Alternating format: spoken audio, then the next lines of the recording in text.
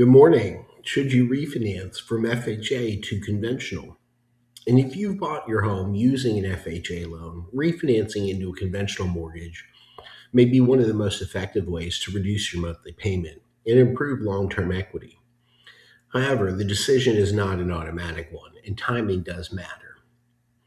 And as a mortgage broker, my role is to help you evaluate whether refinancing from FHA to conventional aligns with your financial position, your credit profile, and your future plans. Why homeowners consider refinancing out of FHA? Well, FHA loans are popular for first-time homebuyers because of their credit flexible requirements, and they're also their low down payment options. The downside is the mortgage insurance premiums, or MIP, which often last for the entire life of the loan. Now, refinancing into a conventional loan can eliminate monthly mortgage insurance once sufficient equity has been established, and it does automatically cancel.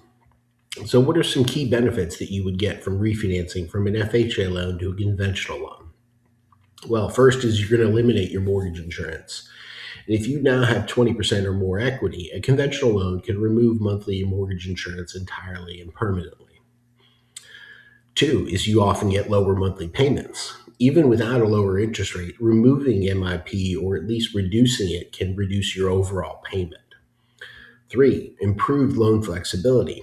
Conventional loans typically offer better options for future refinances to access your home equity or to convert to an investment or rental property. And number four, if your credit profile has improved, many homeowners qualify for better pricing once their credit score rises above the FHA minimum thresholds. So let's take a look at when refinancing makes sense. You may be a strong candidate if your loan to value is 80% or less. If your credit score has improved, say above 680, and if you plan to stay in the home long enough to recoup your closing costs, that's an important consideration. Now, your FHA loan is going to carry lifetime mortgage insurance premiums. So let's take a look at when it may not make sense yet. So refinancing may not be ideal if your equity is still below 20%. And if interest rates are materially higher than your current FHA rate, it might not make sense. If you're going to plan to sell in the next 12 to 24 months, there's really not much reason for you to look at that. So let's look at FHA versus conventional, a strategic decision.